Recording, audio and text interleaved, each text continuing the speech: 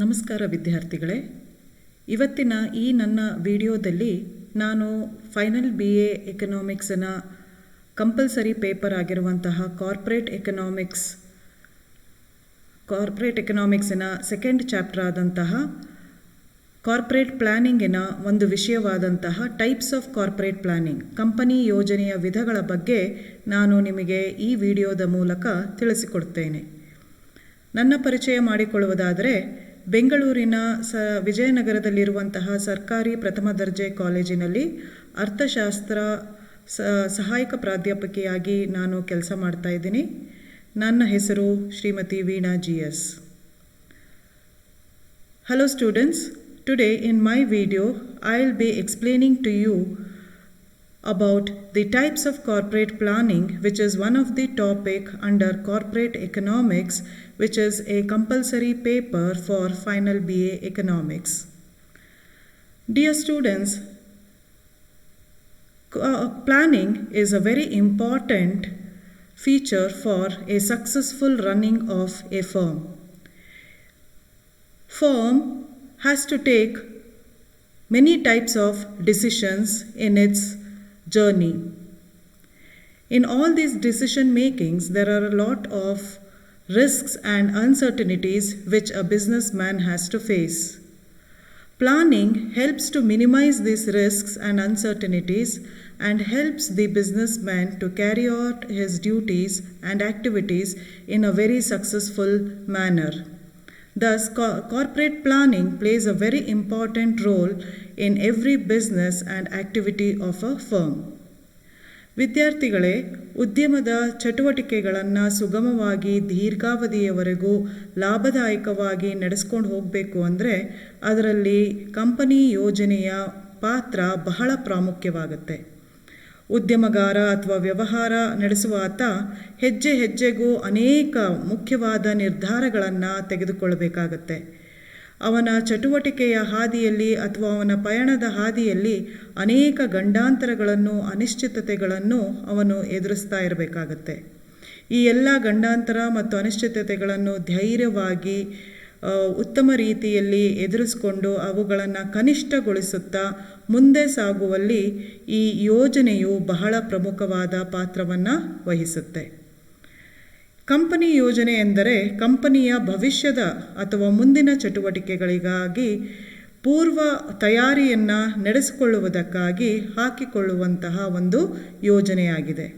ಹಾಗಾಗಿ ಯೋಜನೆ ಎಂದರೆ ಭವಿಷ್ಯಾಭಿಮುಖವಾಗಿದ್ದು, ಭವಿಷ್ಯದ ದಿನಗಳ ಬಗ್ಗೆ ಪೂರ್ವ ತಯಾರಿಯನ್ನು ನಡೆಸುವುದಕ್ಕೆ ಇದು ಬಹಳ ಸಹಕಾರಿಯಾಗಿದೆ. Corporate planning is done for the future activities of the firm. Future activities are estimated and necessary preparations are done in the present so that future activities can be done in a very smooth way with very less risks and uncertainties. Hence, corporate planning is always done for future. ವಿದ್ಯಾರ್ಥಿಗಳೇ, ಈ company ಯೋಜನೆಯಲ್ಲಿ ಅನೇಕ ವಿಧಗಳನ್ನು ನಾವು ಕಾಣಬಹುದು. ಈಗ ಈ ವಿಧಗಳನ್ನು ನಾವು ಒಂದೊಂದಾಗಿ ತಿಳ್ಕೊಳ್ಳೋಣ. ಮೊಟ್ಟ ಮೊದಲನೆಯ ಕಂಪನಿಯ ಯೋಜನೆ ಅಂದರೆ ಪ್ರಾರಂಭಿಕ ಯೋಜನೆಗಳು. ಹೆಸರೇ ತಿಳಿಸುವ ಹಾಗೆ ಒಂದು ಉದ್ಯಮವನ್ನು ಸ್ಥಾಪಿಸುವಂತಹ ಸಮಯದಲ್ಲಿ ತೆಗೆದುಕೊಳ್ಳುವಂತಹ ಅಥವಾ ಹಾಕಿಕೊಳ್ಳುವಂತಹ ಯೋಜನೆಗೆ ನಾವು ಪ್ರಾರಂಭಿಕ ಯೋಜನೆ ಅಂತ ಕರಿತೀವಿ. ಪ್ರಾರಂಭಿಸಿ ಮುಂದೆ ಹೊರಡುವ ಯೋಜನೆ ಅಂತ ಸಹ ಇದನ್ನು ಕರೆಯಲಾಗುತ್ತೆ. ಉದ್ಯಮವನ್ನು ಸ್ಥಾಪನೆ ಮಾಡೋದಕ್ಕಿಂತ ಮುಂಚೆ ಹಲವಾರು ವಿಷಯಗಳ ಬಗ್ಗೆ ನಿರ್ಧಾರಗಳನ್ನು ತೆಗೆದುಕೊಳ್ಳಬೇಕಾಗತ್ತೆ. ಈ ನಿರ್ಧಾರಗಳಿಗೆ ಸಂಬಂಧಪಟ್ಟಂತೆ ಮುಂಚಿತವಾಗಿಯೇ ಒಂದು ಯೋಜನೆಯನ್ನು ತಯಾರು ಮಾಡಿಕೊಂಡ್ರೆ ನಿರ್ಧಾರಗಳನ್ನು ತೆಗೆದುಕೊಳ್ಳೋದಕ್ಕೆ ತುಂಬ ಸುಲಭ ಆಗುತ್ತೆ. ಈ ಪ್ರಾರಂಭಿಕ ಯೋಜನೆಯಲ್ಲಿ ಹಾಕಿಕೊಳ್ಳುವಂತಹ ಯೋಜನಾ ವಿಷಯಗಳು ಎಂದರೆ ಉದ್ಯಮ ಏನನ್ನು ತಯಾರಿಸಬೇಕು, ಯಾವ ಪ್ರಮಾಣದಲ್ಲಿ ತಯಾರಿಸಬೇಕು, ಯಾವ ತಂತ್ರಜ್ಞಾನವನ್ನು ಬಳಸಬೇಕು, ಹಣಕಾಸಿನ ಸಂಪನ್ಮೂಲವನ್ನು ಎಲ್ಲೆಲ್ಲಿಂದ ಪಡೆದುಕೊಳ್ಳಬೇಕು, ಹಾಗೆ ನೇಮಕಾತಿ ಹೇಗೆ ಮಾಡಿಕೊಳ್ಳಬೇಕು, ಯಾವ ಯಾವ ಅರ್ಹತೆ ಉಳ್ಳವರನ್ನು ನೇಮಕಾತಿ ಮಾಡಿಕೋಬೇಕು, ಹೀಗೆ ಹಲವಾರು ವಿಷಯಗಳ ಬಗ್ಗೆ ಯೋಜನೆಯನ್ನು ಒಂದು ಉದ್ಯಮವನ್ನು ಸ್ಥಾಪಿಸುವಂತಹ ಸಂದರ್ಭದಲ್ಲಿ ಅಥವಾ ಸ್ಥಾಪನೆ ಮಾಡುವುದಕ್ಕೆ ಮುಂಚಿತವಾಗಿ ಈ ಯೋಜನೆಗಳನ್ನು ಹಾಕಿಕೊಳ್ಳಲಾಗುತ್ತೆ. ಈ ಪ್ರಾರಂಭಿಕ ಯೋಜನೆ ಒಂದು ಸಾರಾಂಶ ಯೋಜನೆ ಅಂದರೆ ತಪ್ಪಾಗಲಾರದು. ಕಂಪನಿಯ ಚಿತ್ರಣವನ್ನು ಹೊಂದಿರುವಂತಹ ಉದ್ಯಮಗಾರ ಆ ಕಂಪನಿ ಹೇಗೆ ಪ್ರಾರಂಭ ಆಗಬೇಕು, ಹೇಗೆ ಅದು ಸ್ಥಾಪನೆಗೊಳ್ಳಬೇಕು, ತನ್ನ ಕನಸು ಹೇಗೆ ಸಾಕಾರಗೊಳ್ಳಬೇಕು ಅನ್ನೋದರ ಕುರಿತು ಹಾಕಿಕೊಳ್ಳುವಂತಹ ಯೋಜನೆಯಾಗಿದೆ. The first type of corporate planning is initiation planning. This is also called as startup plan. As the name itself says, this is a type of plan which a firm or a businessman does at the beginning or during the establishment of the firm or a little before the establishment of the firm. Here, important things are planned and later they will be executed. The important things which are planned under this category are what to produce, what type of product to be produced, how to produce it, that is, what is the type of technology to be used, and in what quantity it has to be produced, and what are the sources of finance, what are the type of recruitment which has to be made to the company, etc. So these are the things which has to be planned well in advance before the starting of a business. So all these preparations before the establishment of the business will help the businessman or an entrepreneur to carry out his business or start his business in a very successful manner. And hence this is said to be the first and foremost plan among the corporate plan, among the various types of corporate planning. ಎರಡನೇ ರೀತಿಯ company ಯೋಜನೆ ಎಂದರೆ ಕಾರ್ಯತಂತ್ರ ಯೋಜನೆ. ಪ್ರಾರಂಭಿಕ ಯೋಜನೆಯ ನಂತರ ಬರುವಂತಹ ಎರಡನೇ ಹಂತದ ಯೋಜನೆ ಎಂದರೆ ಕಾರ್ಯತಂತ್ರ ಯೋಜನೆ. ಪ್ರಾರಂಭಿಕ ಯೋಜನೆಗೆ ತಕ್ಕಂತೆ ನಿರ್ಧಾರಗಳನ್ನು ತೆಗೆದುಕೊಂಡು ಉದ್ಯಮ ಸ್ಥಾಪನೆಯಾದ ನಂತರ ಬರುವ ಮತ್ತೊಂದು ಯೋಜನೆ ಎಂದರೆ ಕಾರ್ಯತಂತ್ರ ಯೋಜನೆ. ಈ ಯೋಜನೆ ಅಡಿಯಲ್ಲಿ ಉದ್ಯಮದಲ್ಲಿ ಚಟುವಟಿಕೆಯನ್ನು ಆರಂಭಿಸುವ ಸಲುವಾಗಿ ಹಲವಾರು ರೀತಿಯ ಕಾರ್ಯತಂತ್ರಗಳ ಬಗ್ಗೆ ಯೋಜನೆಯನ್ನು ರೂಪಿಸಿಕೊಳ್ಳಲಾಗುತ್ತದೆ. ಉದ್ಯಮ ಪ್ರಾರಂಭವಾದ ನಂತರ ಹೇಗೆ ಮುನ್ನಡೆಯಬೇಕು ಅನ್ನುವುದರ ಕುರಿತು ಇಲ್ಲಿ ಕಾರ್ಯತಂತ್ರವನ್ನು ಹಾಕಿಕೊಳ್ಳಲಾಗುತ್ತೆ. ಉದಾಹರಣೆಗೆ ಉದ್ಯಮದ ಉದ್ದೇಶಗಳೇನು, ಅದರ ಗುರಿಗಳೇನು, ಈ ಗುರಿಗಳ ಸಾಧನೆಗೆ ಮಾಡಬೇಕಾಗಿರುವಂತಹ ಚಟುವಟಿಕೆಗಳೇನು, ಕೈಗೊಳ್ಳಬೇಕಾದಂತಹ ಕಾರ್ಯಕ್ರಮಗಳೇನು, ಇವೆಲ್ಲದರ ಕುರಿತು ಈ ಕಾರ್ಯತಂತ್ರ ಯೋಜನೆಯಲ್ಲಿ ಯೋಜಿಸಲಾಗುತ್ತದೆ. The second important type of corporate planning is strategic plan. Once the initiation plan is ready, decisions will be made to establish the firm, and once the firm is established, the next important thing is to start up the production activities or to start the functioning of the firm. It is at this stage strategic plan plays a very important role. As the name itself says, the firm has to plan about certain strategic and most important things such as objectives of the firm, the goals and targets of the firm, and the type of programs and the type of activities which has to be performed by the firms to achieve these targets and objectives. So strategic plans become very important for starting or to take off the firm into action. ನಂತರ ಬರುವ ಮೂರನೇ ವಿಧದ company ಯೋಜನೆ ಎಂದರೆ ಬೆಳವಣಿಗೆ ಯೋಜನೆ. ಉದ್ಯಮ ಸ್ಥಾಪನೆಯಾಗಿ ಅದರ ಕಾರ್ಯಚಟುವಟಿಕೆಗಳು ಪ್ರಾರಂಭವಾಗಿ ಕೆಲವು ದಿನಗಳು ಅಥವಾ ಕೆಲವೊಂದು ಅವಧಿಯ ನಂತರ ಉದ್ಯಮ ಹಂತ ಹಂತವಾಗಿ ಬೆಳವಣಿಗೆಯನ್ನು ಪ್ರಗತಿಯನ್ನು ಸಾಧಿಸ್ತಾ ಹೋಗಬೇಕು. ಉದ್ಯಮದ ಚಟುವಟಿಕೆಗಳು ನಿಂತ ನೀರಾಗಬಾರದು. ಉದ್ಯಮ ಚಟುವಟಿಕೆಗಳು ಸ್ಥಗಿತಗೊಂಡರೆ ಅಥವಾ ಅದರಲ್ಲಿ ಯಾವುದೇ ರೀತಿಯ ಬೆಳವಣಿಗೆ ಅಥವಾ ಪ್ರಗತಿ ಕಾಣದೇ ಹೋದರೆ ಉದ್ಯಮ ದೀರ್ಘಾವಧಿಯವರೆಗೂ ಮಾರುಕಟ್ಟೆಯಲ್ಲಿ ಅಥವಾ ಸ್ಪರ್ಧಾತ್ಮಕ ಜಗತ್ತಿನಲ್ಲಿ ಉಳಿಯೋದಕ್ಕೆ ಸಾಧ್ಯ ಆಗೋದಿಲ್ಲ. ಹಾಗಾಗಿ ಉದ್ಯಮ ಪ್ರಗತಿಯನ್ನು ಬೆಳವಣಿಗೆಯನ್ನು ಸಾಧಿಸೋದಕ್ಕೆ ಹೊಸ ಹೊಸ ರೀತಿಗಳನ್ನು ಆಲೋಚನೆಗಳನ್ನು ಜಾರಿಗೆ ತರಬೇಕಾಗತ್ತೆ. ಇದರ ಕುರಿತಾಗಿ ಮಾಡುವಂತಹ ಯೋಜನೆಯನ್ನು ಬೆಳವಣಿಗೆ ಯೋಜನೆ ಅಂತ ಕರೆಯಲಾಗುತ್ತೆ. ಈ ಬೆಳವಣಿಗೆ ಯೋಜನೆಯಲ್ಲಿ ಉದ್ಯಮವನ್ನು ಬೆಳೆಸೋದು ಹೇಗೆ, ವೈವಿಧ್ಯತೆಯನ್ನು ಸಾಧಿಸೋದು ಹೇಗೆ, ಉದ್ಯಮವಾದ ಕಾರ್ಯಕ್ಷೇತ್ರಗಳನ್ನು ವಿಸ್ತರಿಸೋದು ಹೇಗೆ, ಹೊಸ ಹೊಸ ಮಾರುಕಟ್ಟೆಗಳನ್ನು ಪ್ರವೇಶಿಸೋದು ಹೇಗೆ, ಈ ಎಲ್ಲ ಪ್ರಗತಿಯ ಲಕ್ಷಣಗಳ ಕುರಿತು, ಬೆಳವಣಿಗೆಯ ಕಾರ್ಯತಂತ್ರಗಳನ್ನು ಕುರಿತು ಯೋಜನೆಯನ್ನು ರೂಪಿಸಲಾಗುತ್ತದೆ. The third type of corporate planning is growth plan. After the establishment of the firm and after the initiation of its functioning, after a certain period of time, the firm should aim at growth or progress. If the firm becomes standstill in its functioning, then it cannot sustain itself in the competitive situation for a very long period of time. Hence, planning for growth and progress becomes very important.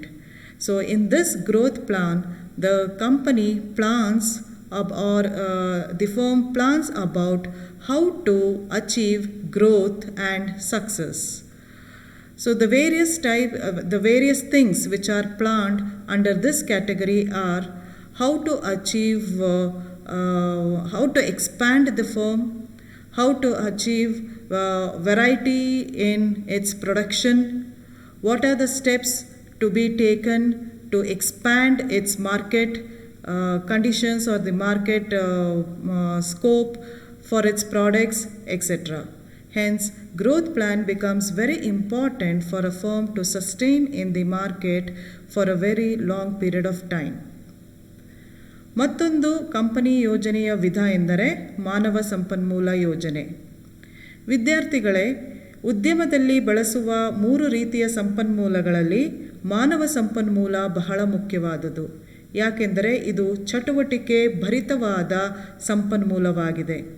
ಮಾನವ ಸಂಪನ್ಮೂಲದ ಪ್ರಾಮುಖ್ಯತೆ ಬಹಳಷ್ಟು ಇದೆ.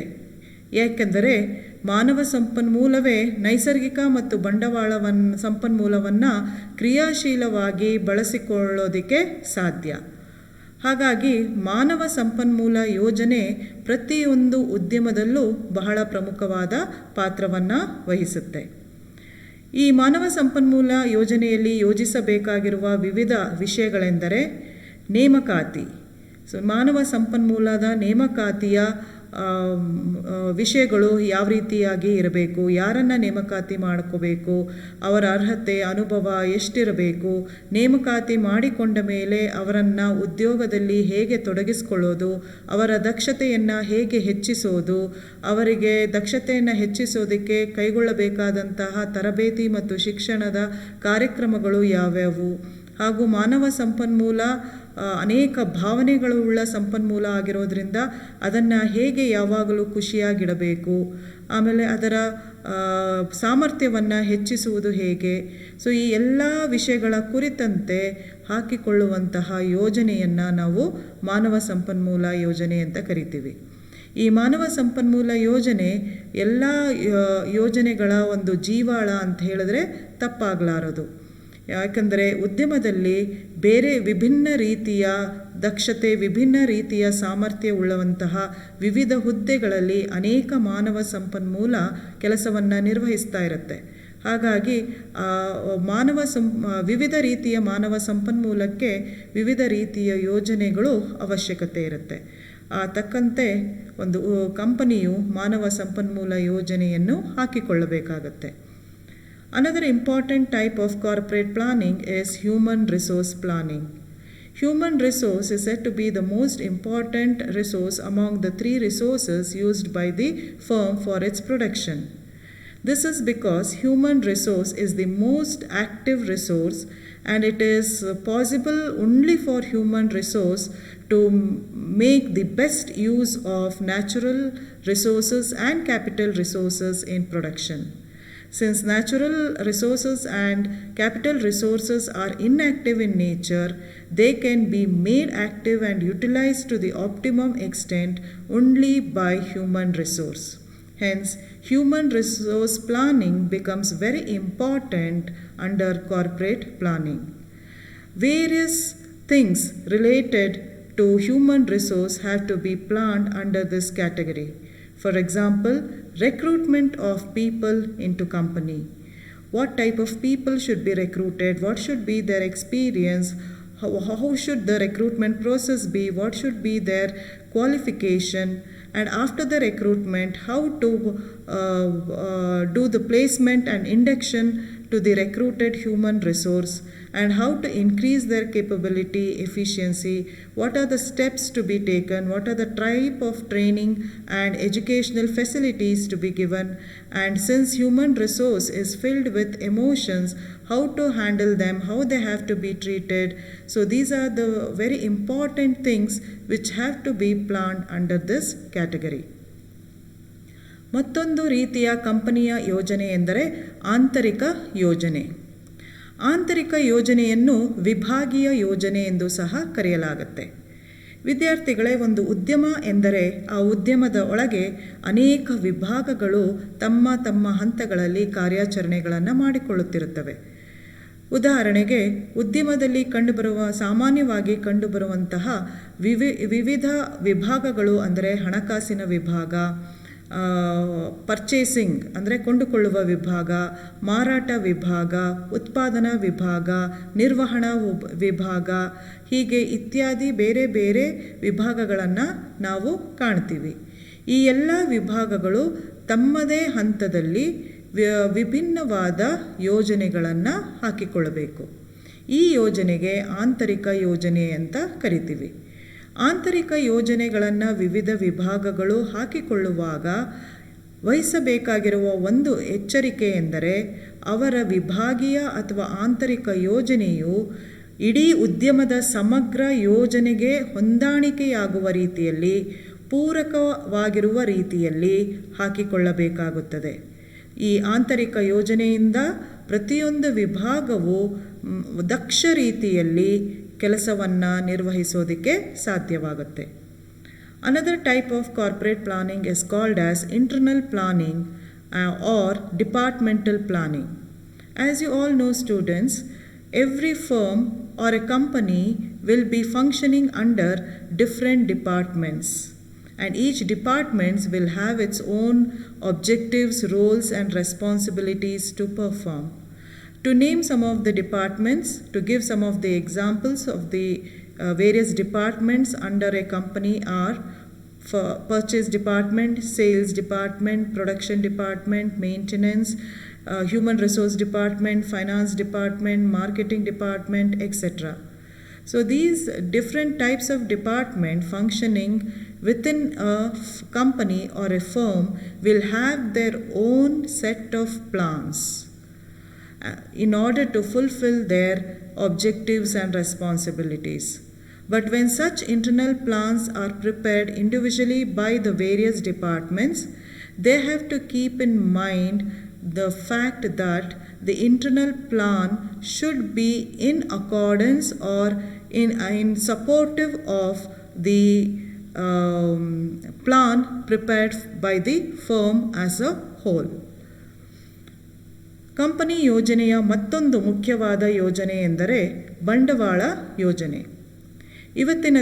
ಇವತ್ತಿನ ಆಧುನಿಕ ಜಗತ್ತಿನಲ್ಲಿ ಉದ್ಯಮಗಳಲ್ಲಿ ಬಂಡವಾಳದ ಬಳಕೆ ಬಹಳ ಪ್ರಮುಖವಾದ ಪಾತ್ರವನ್ನು ವಹಿಸುತ್ತದೆ.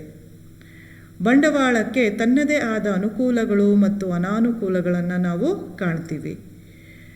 ಹಾಗಾಗಿ ಅನಾನುಕೂಲಗಳನ್ನು ಕಡಿಮೆ ಮಾಡಿಕೊಂಡು ಬಂಡವಾಳದಿಂದ ಆಗುವ ಅನುಕೂಲಗಳನ್ನೇ ಹೆಚ್ಚಾಗಿ ಪಡೆಯುವ ರೀತಿಯಲ್ಲಿ ಯೋಜನೆಯನ್ನು ಉದ್ಯಮವು ಹಾಕಿಕೊಳ್ಳಬೇಕಾಗತ್ತೆ. ಬಂಡವಾಳ ಯೋಜನೆ ಎಂದರೆ ಮುಖ್ಯವಾಗಿ ಒಂದು ಉದ್ಯಮ ಬಳಸುವ ನಾನಾ ರೀತಿಯ ಬಂಡವಾಳ ವಸ್ತುಗಳಿಗೆ ಸಂಬಂಧಪಟ್ಟಂತಹ ಯೋಜನೆಯಾಗಿದೆ. ಉದಾಹರಣೆಗೆ, ಒಂದು ಉದ್ಯಮ ಬಳಸಬೇಕಾಗಿರುವ ಕಟ್ಟಡ, ಅದಕ್ಕೆ ಬೇಕಾಗಿರುವ ಕಟ್ಟಡದಲ್ಲಿ ಬೇಕಾಗಿರುವ ಸೌಲಭ್ಯಗಳು, ಬಳಸಬೇಕಾಗಿರುವ ಯಂತ್ರೋಪಕರಣಗಳು, ಪೀಠೋಪಕರಣಗಳು, ಉಪಕರಣಗಳು, ವಾಹನಗಳು ಇವುಗಳಿಗೆ ಸಂಬಂಧಪಟ್ಟಂತೆ ಹಾಕಿಕೊಳ್ಳುವಂತಹ ಯೋಜನೆಯನ್ನು ಬಂಡವಾಳ ಯೋಜನೆ ಅಂತ ಕರೆಯಲಾಗುತ್ತದೆ. Another type of corporate planning is called capital plan. Capital is a very important factor of production in today's modern business. Capital has its own advantages and disadvantages, but the firm has to plan in such a way that the advantages of capital override the disadvantages of capital. Capital planning mainly relates to various types of capital goods used by the firm in its production process. For example, the type of building to be used by the firm, the various implements, machineries, furnitures, vehicles to be used by the firm are all planned properly under the capital plan. ಈಗ ಮುಂದಿನ ರೀತಿಯ company ಯೋಜನೆ ಎಂದರೆ ದೀರ್ಘಾವಧಿ ಮತ್ತು ಅಲ್ಪಾವಧಿ ಯೋಜನೆ. ಒಂದು ಕಂಪನಿ ಈ ಎರಡೂ ರೀತಿಯ ಯೋಜನೆಗಳನ್ನು ಹಾಕಿಕೊಂಡು ಕಾಲಕಾಲಕ್ಕೆ ಅದನ್ನು ವಿಸ್ತರಿಸುತ್ತಾ ಬದಲಾಯಿಸುತ್ತಾ ತನ್ನ ಪಯಣದಲ್ಲಿ ಮುಂದೆ ಸಾಗುತ್ತಾ ಹೋಗಬೇಕಾಗತ್ತೆ.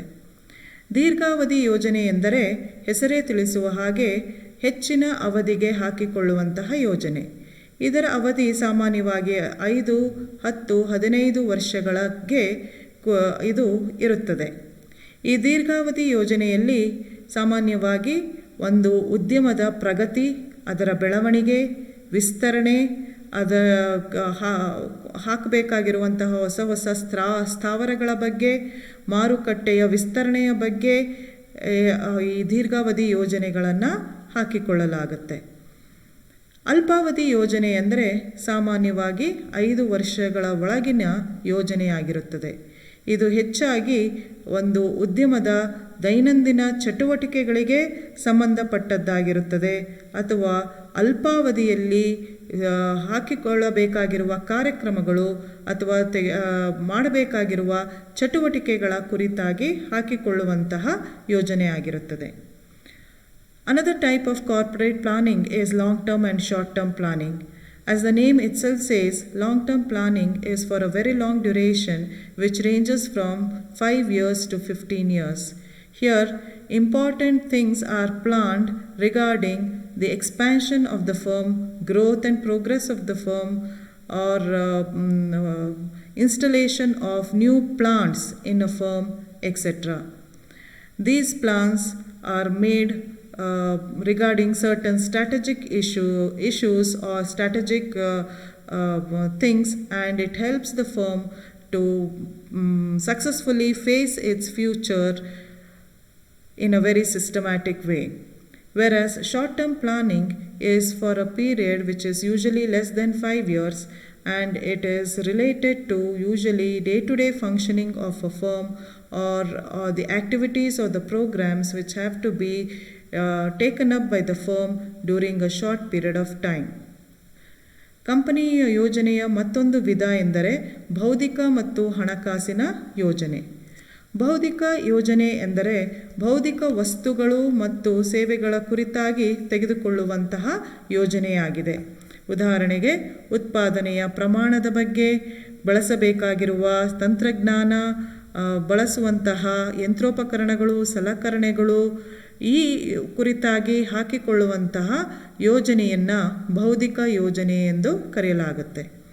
ಹಣಕಾಸಿನ ಯೋಜನೆ ಎಂದರೆ ಹಣಕಾಸಿನ ವಿಚಾರಗಳ ಕುರಿತು ಒಂದು ಉದ್ಯಮ ಹಾಕಿಕೊಳ್ಳುವ ಯೋಜನೆಯಾಗಿದೆ. ಅಂದರೆ ಹಣಕಾಸನ್ನು ಯಾವ ಯಾವ ಮೂಲಗಳಿಂದ ಪಡೆಯಬೇಕು, ಆ ಹಣಕಾಸನ್ನು ಹೇಗೆ ವೆಚ್ಚ ಮಾಡಬೇಕು, ಮಾರಾಟದಿಂದ ಬಂದಂತಹ ಆದಾಯವನ್ನು ಹೇಗೆ ವಿತರಣೆ ಮಾಡಬೇಕು, ಈ ಎಲ್ಲ ಕುರಿತಾದ ಹಣಕಾಸಿನ ಚಟುವಟಿಕೆಗಳ ಬಗ್ಗೆ ಹಾಕಿಕೊಳ್ಳುವಂತಹ ಯೋಜನೆಯಾಗಿದೆ. The next type of planning is called physical and financial planning. Physical planning is related to physical goods and services. For example, many things are planned, such as the output, the quantity of production which has to be made by the firm, the quality of production, and the type of machineries and implements to be used by the firm, the type of building, the infrastructure, the basic facilities which has to be set up in a firm. All these are related to physical planning. Financial planning is related to financial aspects of the firm, right from the sources of finance to the expenses which has to be incurred by the firm, the revenue of the firm, the profit of the firm, etc. All things related to money issues are called financial planning. ಮುಂದಿನ ಯೋಜನೆ ಎಂದರೆ ನಿರ್ದಿಷ್ಟ ಮತ್ತು ನಿತ್ಯ ಕ್ರಮ ಯೋಜನೆ. ಹೆಸರೇ ಹೇಳುವ ಹಾಗೆ ನಿರ್ದಿಷ್ಟ ಯೋಜನೆ ಎಂದರೆ ಒಂದು ನಿರ್ದಿಷ್ಟ ಕೆಲಸ ಕಾರ್ಯಕ್ಕೆ ಅಥವಾ ಒಂದು ನಿರ್ದಿಷ್ಟ ಉದ್ದೇಶಕ್ಕೋಸ್ಕರ ಹಾಕಿಕೊಳ್ಳುವಂತಹ ಯೋಜನೆ. ಒಂದು ನಿರ್ದಿಷ್ಟವಾದ ಕೆಲಸವನ್ನು, ಒಂದು ಕಾರ್ಯವನ್ನು ನಿರ್ವಹಿಸಲು ಹಾಕಿಕೊಳ್ಳುವ ಯೋಜನೆ. ಇದಕ್ಕೆ ಕೊಡಬಹುದಾದ ಉದಾಹರಣೆ ಎಂದರೆ ನೇಮಕಾತಿಯ ಯೋಜನೆ ಒಂದು ನಿರ್ದಿಷ್ಟವಾದ ಗುರಿಯನ್ನು, ಉದ್ದೇಶವನ್ನು ಇಟ್ಟುಕೊಂಡು ಹಾಕಿಕೊಳ್ಳುವಂತಹ ಯೋಜನೆ ಆಗಿದೆ. ಹಾಗೆ ಮಾರಾಟ ಯೋಜನೆ. ಮಾರಾಟ ಯೋಜನೆ ಸರಕುಗಳ ಮಾರಾಟ ಎಂಬ ಒಂದು ನಿರ್ದಿಷ್ಟ ಉದ್ದೇಶಕ್ಕಾಗಿ ಹಾಕಿಕೊಳ್ಳುವಂತಹ ಯೋಜನೆಯಾಗಿದೆ. ಈ ರೀತಿಯಾಗಿ ಬೇರೆ ಬೇರೆ ಉದ್ದೇಶಗಳಿಗೆ, ಬೇರೆ ಬೇರೆ ಚಟುವಟಿಕೆಗಳಿಗೆ ಉದ್ಯಮ ನಿರ್ದಿಷ್ಟ ಯೋಜನೆಗಳನ್ನು ತಯಾರಿಸಿಕೊಳ್ಳುತ್ತದೆ. ನಿತ್ಯ ಕರ್ಮ ಯೋಜನೆ ಎಂದರೆ ಹೆಸರೇ ತಿಳಿಸುವ ಹಾಗೆ ದೈನಂದಿನ ಚಟುವಟಿಕೆಗಳನ್ನು ನಡೆಸಿಕೊಂಡು ಹೋಗಲು ಒಂದು ಉದ್ಯಮ ಹಾಕಿಕೊಳ್ಳುವಂತಹ ಯೋಜನೆಯಾಗಿದೆ. ಉದಾಹರಣೆ ಕೊಡಬೇಕು ಅಂದರೆ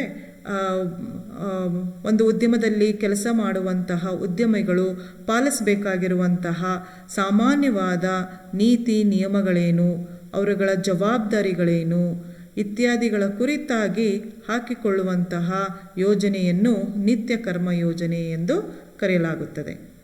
Another type of corporate planning is called as specific and routine planning. Specific planning is related to a specific objective or a function or a program which has to be carried out by a firm. For example, recruitment planning, sales planning, marketing planning, production planning are related to a specific functioning of a firm which have specific objectives of their own. Whereas routine planning is related to the day-to-day activities or the function carried out by the firm. The examples for routine plan are the common rules and regulations which has to be planned by the firm so as to all the employees follow them. The next type of planning is structural and functional planning. Structural planning relates to the structure of the firm, the various hierarchies which has to be followed in a firm, and the overall structure of the firm. Whereas functional planning relates to the various types of activities or the functions which are performed every day in a firm. ಮತ್ತೊಂದು company ಯೋಜನೆಯ ವಿಧ ಎಂದರೆ ರಚನಾತ್ಮಕ ಮತ್ತು ಕಾರ್ಯಾಚರಣೆ ಯೋಜನೆ.